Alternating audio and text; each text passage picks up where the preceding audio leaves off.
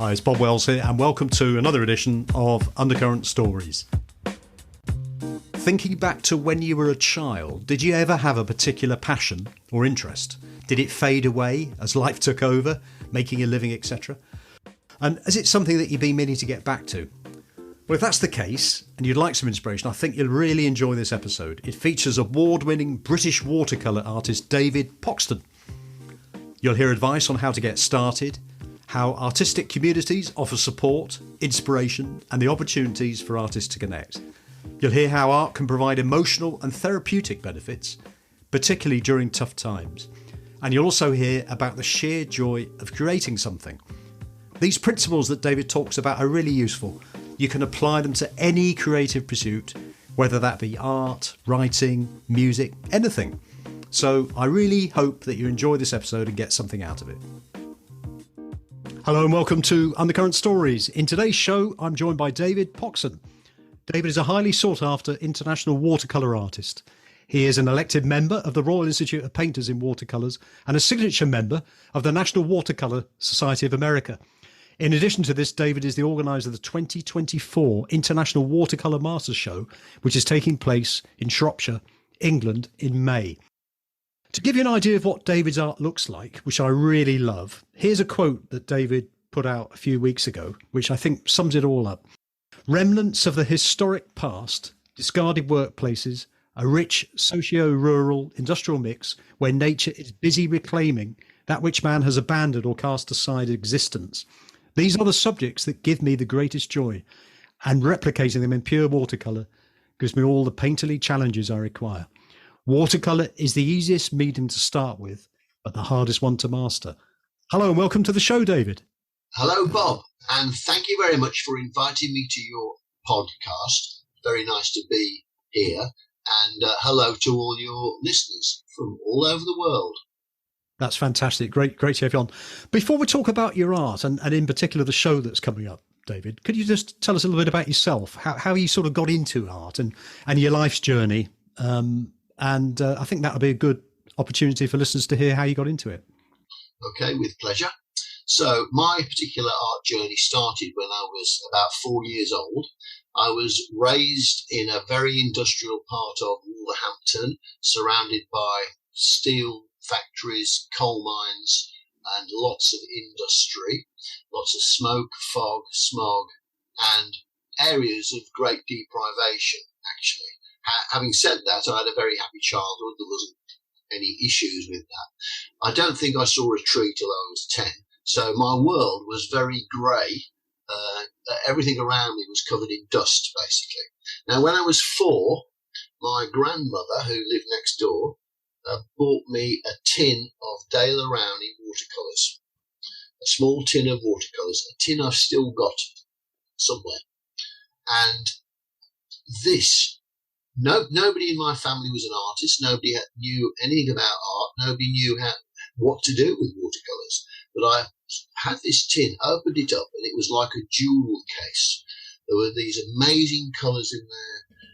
I'd never seen so many colours all in one place. And at that moment, my love for watercolour painting was born, even though I hadn't got the faintest idea what to do with it. We knew that it was something to do with water. So obviously I had a jar of water, took the goldfish out first, and one little brush. My parents cut up pieces of old wallpaper into foot square wallpaper, and I had a mountain of this wallpaper. And on those sheets of wallpaper, I practiced my painting. Now, my father was a vegetable merchant, and his job was, he had a lorry, his truck. His job was to travel to farms out in the countryside and collect loads of potatoes and cabbages and all the other stuff. And sometimes he would take me with him. So that is where I saw tractors and farm machinery and the great outdoors, really. And that's where my love of tractors was born. So the treat of the day was for the farmer to let me sit on the tractor and bounce up and down, and sometimes I even got to go on the tractor up and down a field, not driving it, but just as a passenger. I just loved it, the great big wheel at the back, the small wheel at the front, the chimney chugging out smoke. It was brilliant. And they were such fantastic colours as well. Nothing looked new. Everything was very old, worn, used. They were beasts of burden, and they had their own characters, and I just loved it all.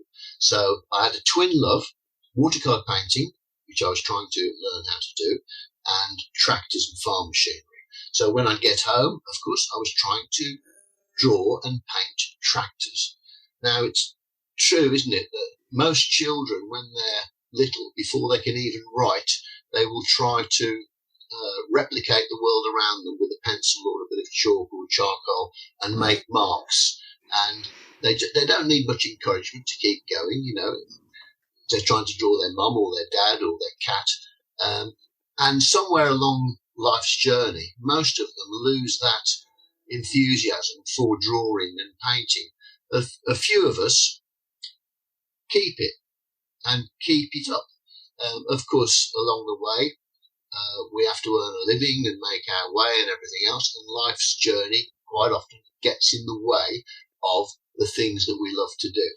However, I've always done painting, although of course I've had to work for a living as well, and had quite a hectic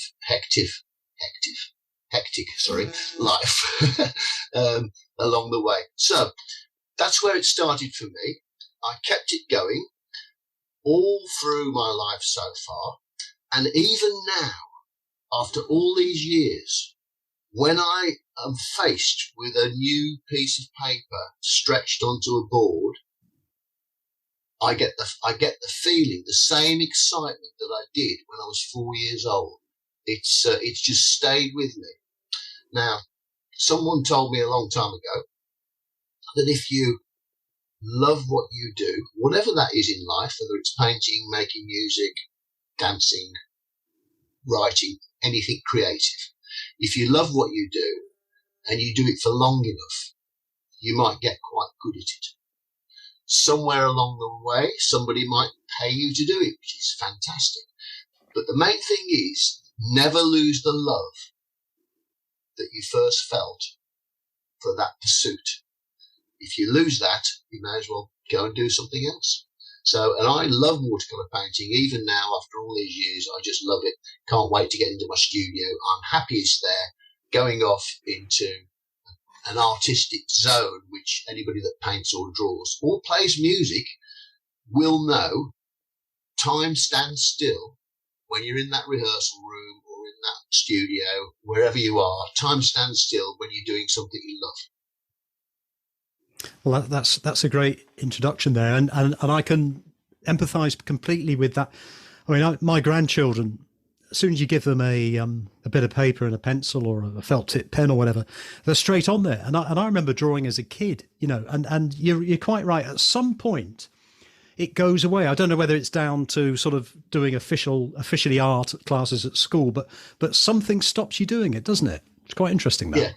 Yeah. It's when we go to school, if we're lucky, and of course they're trying to fill our heads with all sorts of other stuff, arithmetic, writing, geography. I don't know if they still do that stuff now, but they did when I was at school, and other things come along, like playing football, cricket, learning to play an instrument. A little bit later on, the opposite sex, of course, is a fascinating subject to study. And all these things clutter up your life, so that that thing that you started off with, when there's just you on your own with a pile of bits of paper and you're scribbling away and drawing, there's all these other things in the way. And of course, some of them are very interesting and perhaps even more exciting than just sitting there drawing. And so off you go in different directions. And, that's part of the rich tapestry of being human beings, isn't it? There is no end to the creativity of human beings, whether they're scientists or artists, musicians, actors, or podcast people. It's the creativity, isn't it, David? David, you know, the actual, when you finish a painting, the feeling of feeling it, and then the sort of compliments that you get from having done a painting, is that what you do it for? Is it the journey and the process in the meantime, or is it both? Well, I'm happiest when I'm creating a painting. So it's a relationship. And it's a little bit like a relationship with a girlfriend or a guy or whatever.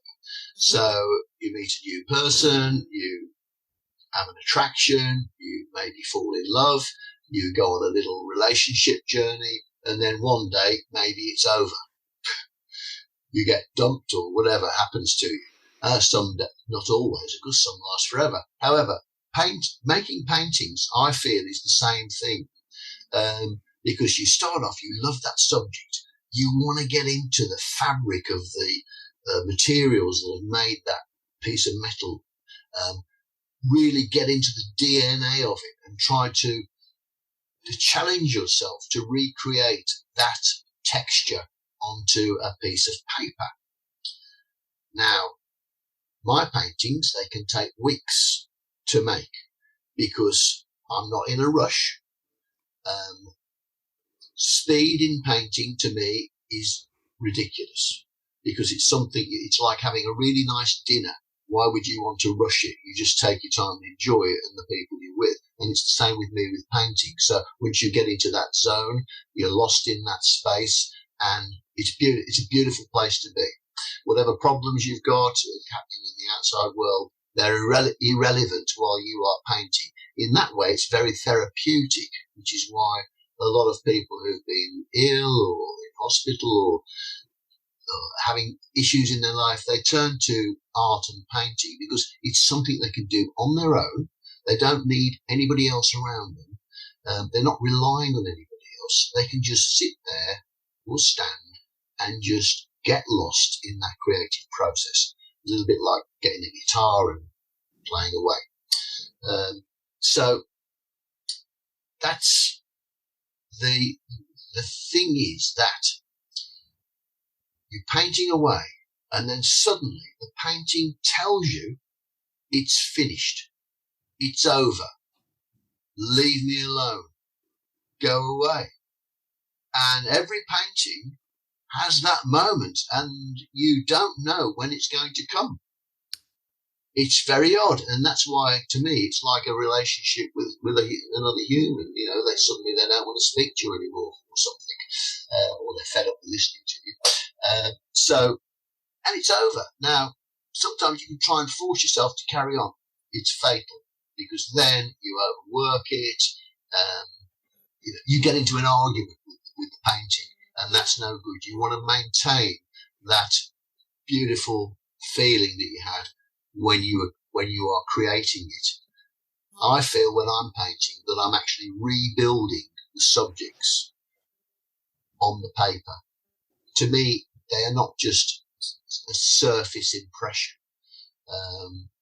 It's something else going on. So I'm actually delving into the fabric of the paper, and I use very thick paper, which takes a lot of abuse. I have a range of techniques that I've developed over the years, which are peculiar to me, where there are no off limits with me with trying to replicate texture on the paper.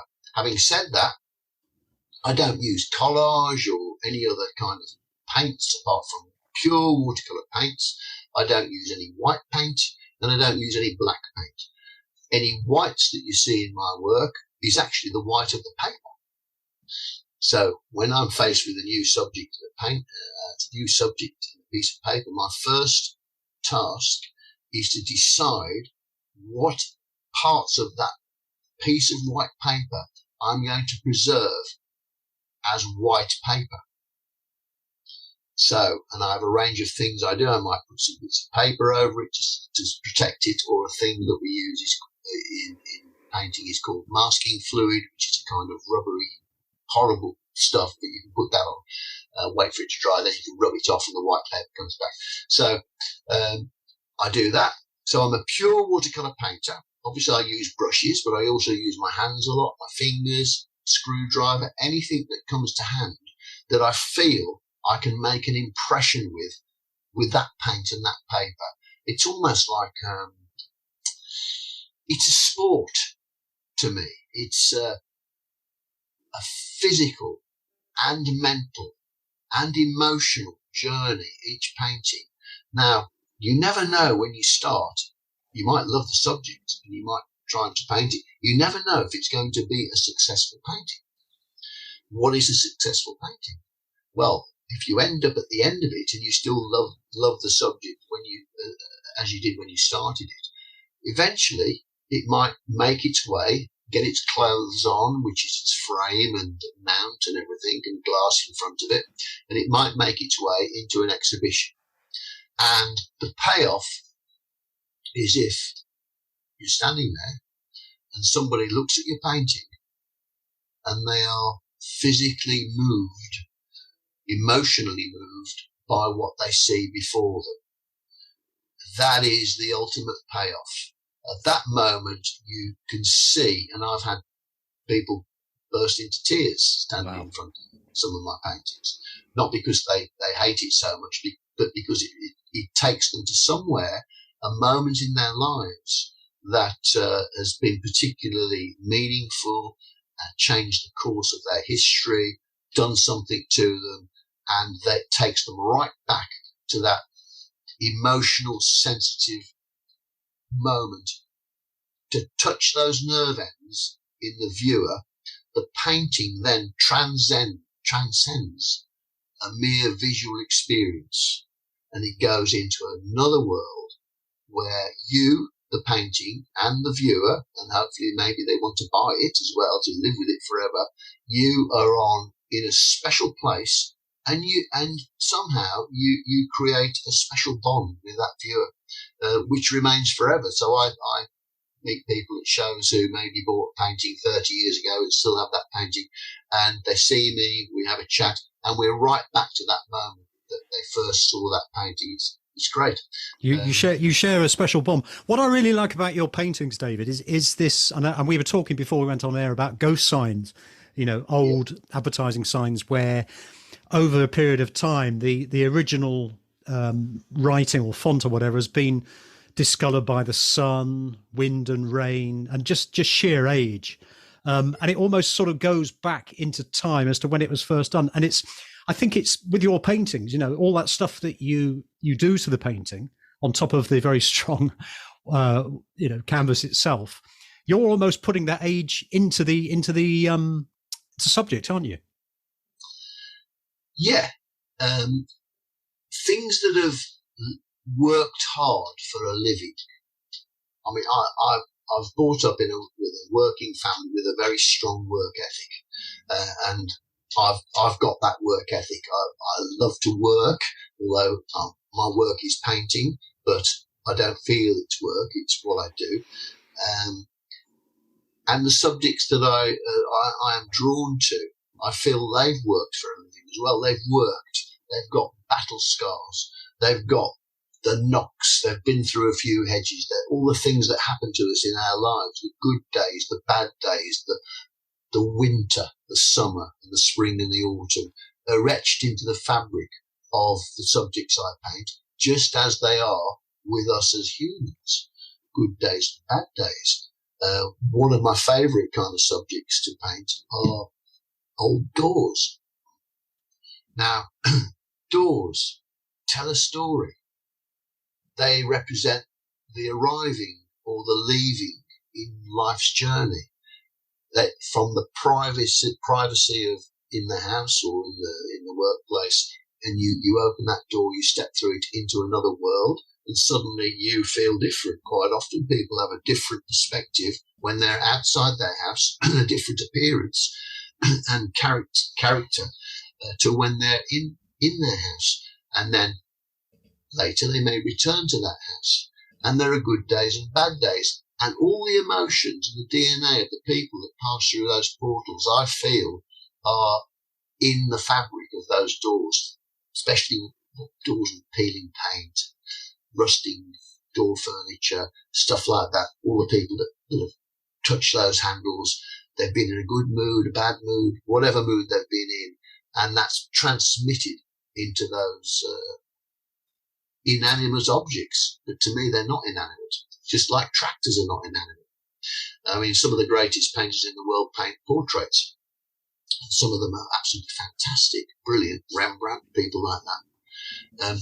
My subjects, I feel, they are portrait. They're my version of portraits. When I paint a tractor, I'm not painting a tractor. I'm painting a person that is actually a tractor who's shared thousands of miles up and down furrows in fields with a farmer in all weathers. And the tractor begins to look like the farmer and vice versa. Yeah, and I think with the tractor's a good one, isn't it? Because, you've got the 16-year-old boy in 1935 on the tractor, and then you've got him as a 75-year-old later on that very same tractor and all the miles he's done. Yeah, exactly. Where I live now, I'm quite fortunate, having made my way upstream, I think, a little bit. I live in the countryside and surrounded by fields, and got my studio. And the farmers around here were quite curious when I first came here about 16 years ago as to what I was doing in this place. And so they'd stop. Some of them would stop, jump off their tractor and come into the studio and see what I was doing. And they could see my love for these beasts, just as they have love, although farmers are renowned for not really demonstrating emotion particularly, But there's 3 or 4 farmers around where I live who love what I do so much that they've given me the run of their farmyards and barns and everything, so I can go anytime when the light is right, because the light has to be right for me to get into that sort of zone.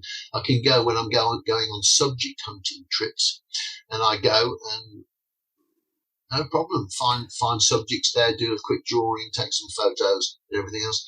Near where I live, there's a guy who actually fixes all the farmers' tractors. He's got this great big yard. It's a fascinating place.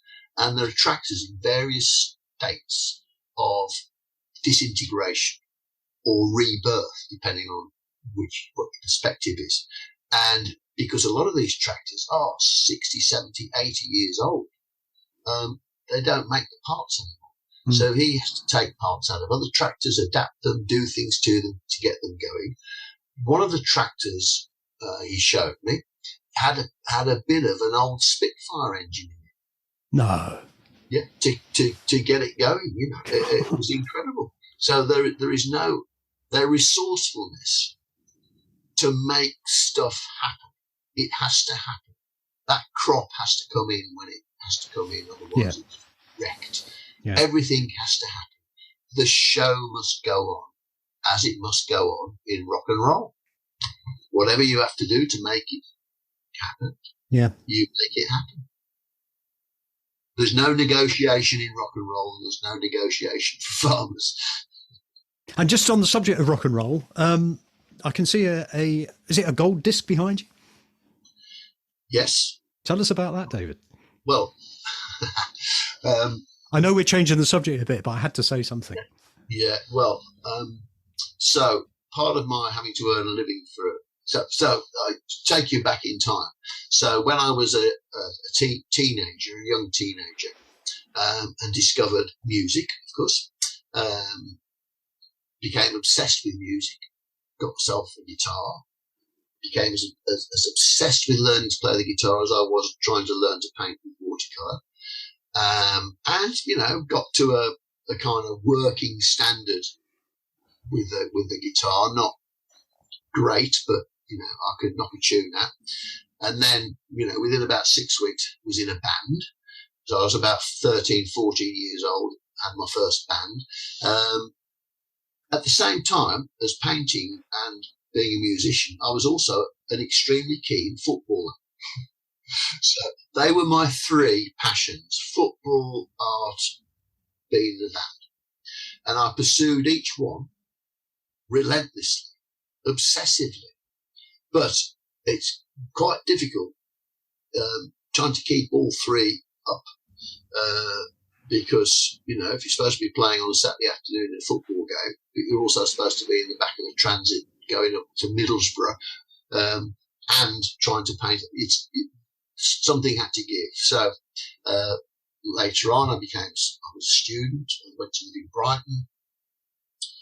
Music took over. I was still doing football. Art seemed to take a little bit of a back seat. It was at that point, music was a much more sociable thing to do in terms of meeting people, getting out there, doing all the things that we do when we're young. So when I got to about 24, 25, and the band I was in was doing okay. I mean, there's a guy called Hans Zimmer in my band who's film composer now, who I'm still in touch with. He's actually got about 7 of my paintings, so that's quite nice. So I'm still in touch with Hans. The drummer was a guy called Nigel Glockler, who ended up later on as the drummer in Saxon. And I can't remember the other guys. Anyway, so I came to Dave Greenfield, who was the Stranglers keyboard player. He was in a band I was in. So in Brighton was a very creative place, and lots of these musicians there that went on to do great things. However, in my case, I was always the one that organised everything. I was the one that tried to hustle the gigs and tried to do this and that. And I think I got quite good at it.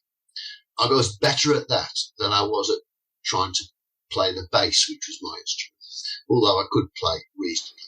So when I got to 24, 25, I thought, I'm not going to be a rock star. That's not my calling. I'm going to organise rock stars. So I set off again with an obsession to make my way in the music business, and got myself a job in London with a big production company doing live production, sound, lights, sound, lights, trucks, all that kind of stuff. And that was another eye opener for me, and I did quite well, I think. Obviously met a lot of people, a lot of stars, not just rock stars or metal stars, but other types of music as well. I'm got a very diverse musical taste, and met some great people. Some of them I'm still in touch with now. Met a lot of people who I wouldn't want to meet again. It's an egocentric filled universe, the music industry, and I've worked with some of the biggest egomaniacs on the planet, and most of the time it's not very pleasant. Having said that, a lot of it's great, so I've got some very happy memories and everything. Got to a point in that journey when the last year I did that, I went backwards and forwards to America 27 times. Wow. And all around Eastern Europe, Japan, with a particularly difficult client who I won't name. It was hell on earth. So no sooner I'd get back to London, where I was living at the time, the phone would go and somebody would say, you better get back to New York. The drummer's jumped out the window or something, just stupid stuff. Yeah. So I was just being pulled all over the place, and I thought, I'd actually at that point lost my love of music, which is why I started to do it in the first place. And I thought, this is stupid. If I carry on doing this, I'm going to fall over, drop down dead. And of course, people do fall over and drop down dead in the music business. This is a very taxing environment. So I thought, I'm going to have to somehow get my love back for music, maintain all my contacts, do the sort of, and just concentrate on the stuff that I like to do and forget everything else.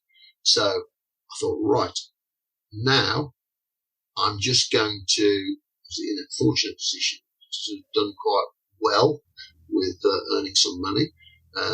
And I was in demand as a consultant to do for other bands and people who wanted to know how to organise this or how to put an American tour together, all this other kind of stuff. So, that kept the income going while I was able to spend a lot more time reteaching myself how to paint, because that was my first love. Too old at that point to be a footballer. Although, in spirit, I would love to have been a footballer, but that wasn't for me. And just concentrated on teaching myself how to paint again. So I was in my head, I was still that 4-year-old boy, but of course I was a lot older.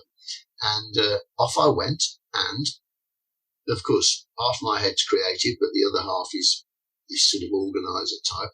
So I started to organize stuff for myself, got myself out there, navigated upstream in the watercolor world, which is my preferred medium, and got to the point where I was being invited to shows all over the world to exhibit. And on those journeys, of course, I met a lot of other fantastic painters. Well, that's a great transition back into your world of art there. In terms of the gold disc behind you, is that connected with the internationally recognised artist that you didn't want to discuss earlier? Or? No. I had a few gold and silver discs and trophies from the road. Yeah. When I moved back up to, so I live in Shropshire now. So when I moved back up to the area from where I came from London, I had about 20 or 30 of those discs, and a lot of them went missing. Oh, right. So I've now got just a handful of things which I keep out of the way. They're in my little hideaway here in my office, but they're not in any other part of the house. Yeah. David, tell us about the International Watercolour Masters this year. Okay, a good question. And I'm happy to share information about the International Watercolour Masters exhibition, or IWM 2024, with your listeners.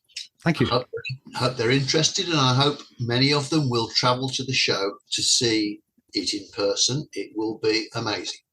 So it's taking place at Lillishall Hall, which is in Shropshire. Postcode is TF10 9AT, and that, of course, is in England. It takes place from May the 15th to May the 24th. Open daily, 10 a.m. till 4 p.m. Admission is by advance ticket only, which is available from the IWM web, which is IWM2024.com.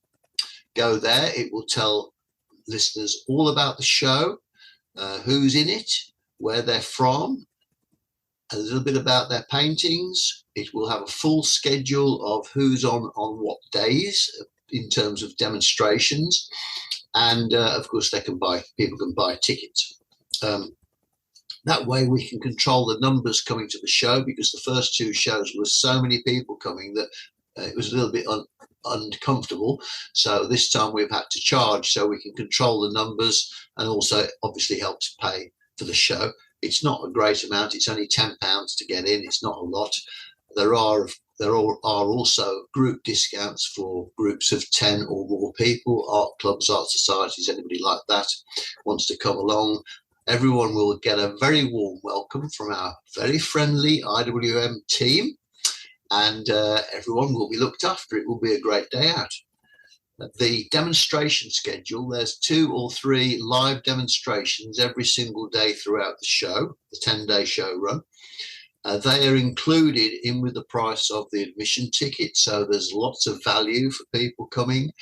And of course, the masters themselves, a lot of them will be there on hand to talk to people and explain about their work, if any of it needs explaining.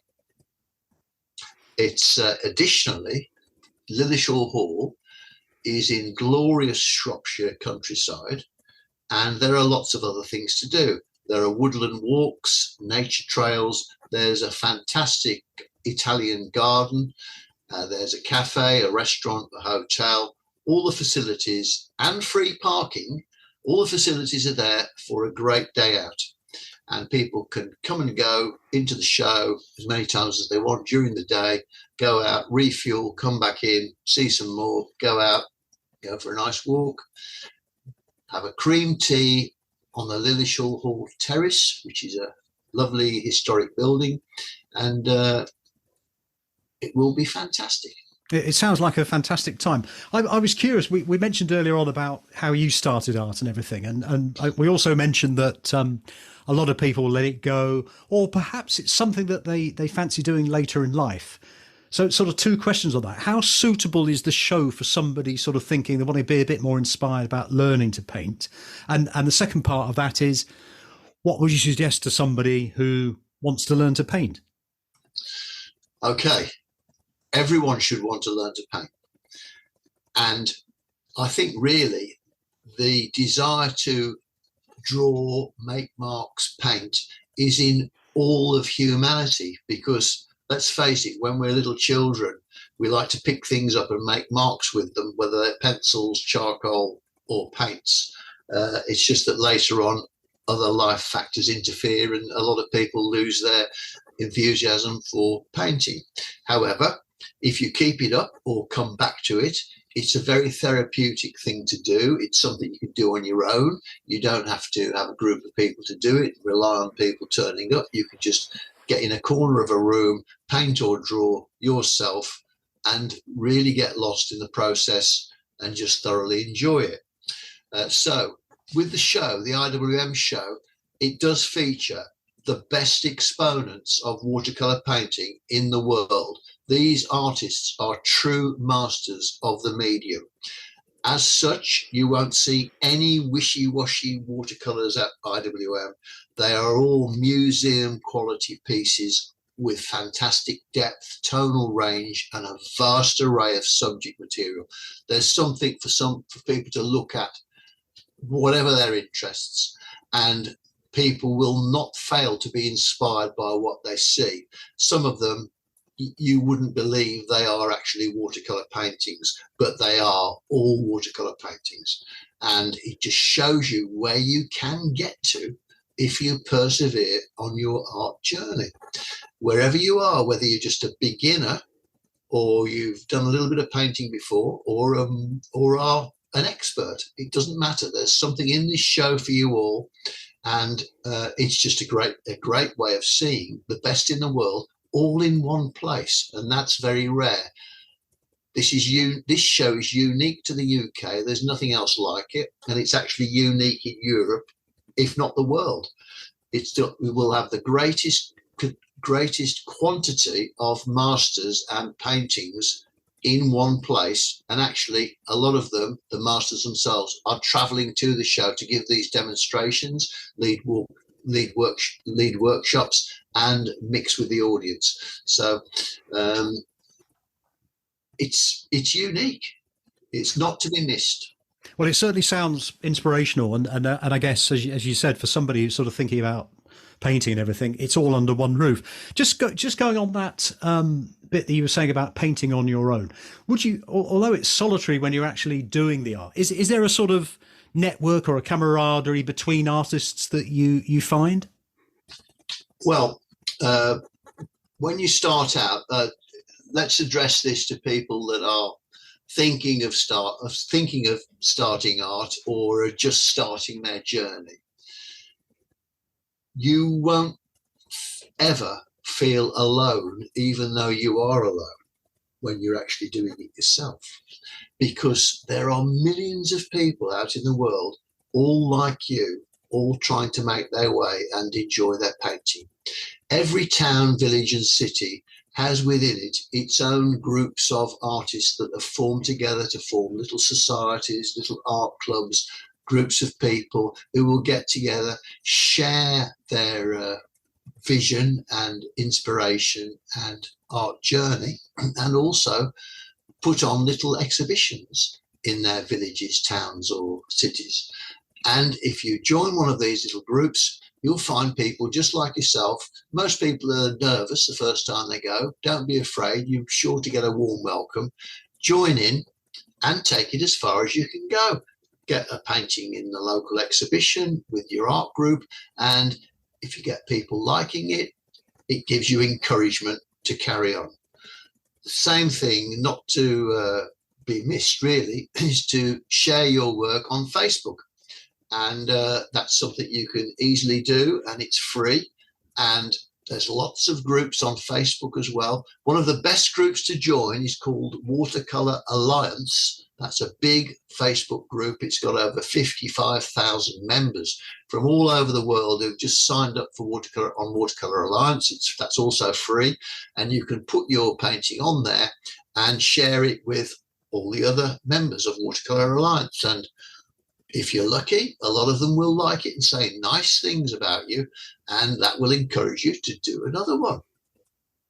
Well, I think you've answered that very well, and certainly sounds like a really good opportunity to meet other people, exchange ideas, and grow as an artist, David. So where can people find out more about your work?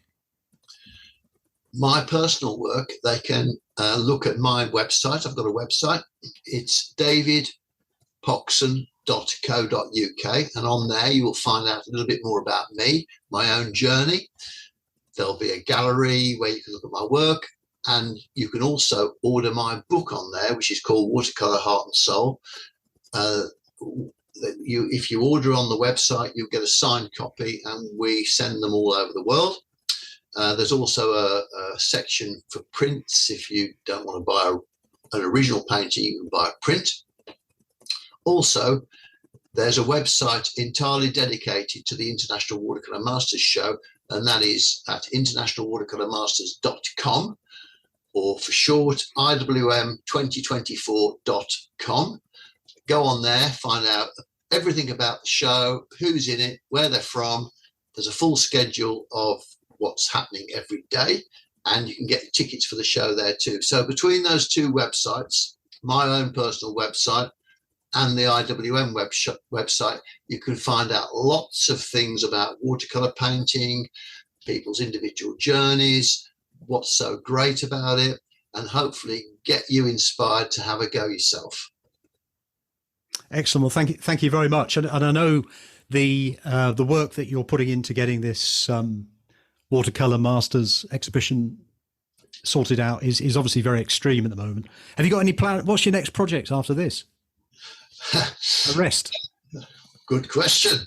If I've got any brain space left, after IWM 2024, I might have a little holiday, and then I'll take stock of where I am and get my mojo back and enthusiasm, and go on to the next challenge, which may be a solo show for me, maybe a new book, it may be a new online workshop course, and maybe I'll start thinking about IWM 2026. So it's going to be every 2 years, I see. Yeah, the actual IWM can only be every 2 years because it's such a big show with so much planning and organisation in it. The other thing is to get the best artists in the world to the show. Many of them plan, their schedules are booked up for 2 years ahead. So, yeah. And one last question, really, going back to the creativity. When you're working on a particular painting, are you already thinking about what your next one's going to be, or do you just wait for that inspiration once you finish that particular painting for the next one? Well, that's a very good question. Some artists claim that they can work on more than one painting at a time. Personally, I've always found that very difficult, in fact, impossible. The problem is this: my paintings take days or weeks to complete. They're quite complex beings. There's lots of layers of paint on them. In order to do that, I have to maintain my own enthusiasm for that work and hang on to the first moments of inspiration that made me want to paint that particular subject or topic. If I then get interested in another subject while I'm painting this one, I will forget about the one I'm painting on and go on to the next one. It's a bit like trying to maintain two relationships at the same time with a lady or a man or whatever. It's very complicated and probably impossible, and best avoided. Just have one relationship at a time, and enjoy the love that you can share, not just with your partners, but with the painting that you're making on. Let that painting take you on its complete journey. The painting will tell you when it's finished and it's time to go away, and then start to think about the next one. That's fantastic. Thank you for that. This has been a really great conversation, David. I've certainly learned a lot more about art, and it's been fascinating listening to your sort of life stories of how you've got where you are in terms of the music business, the original art you did, getting back into it, and now the organisation of everything, which is all sort of built up for you over the years. So that's really great to hear.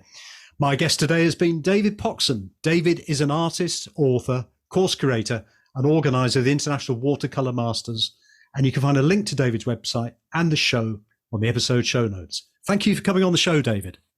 And thank you very much, Bob, for having me. And my best wishes to all your wonderful listeners all over the world. Hope to see you at IWM 2024. You will. Thank you. I really hope you enjoyed today's show and got something out of it, and I would like to ask a favour. If you think some of your friends and family would enjoy the episode, please share the link with them. Really appreciate this. It helps the show grow by spreading the word, and we look forward to bringing you more undercurrent stories. Thank you.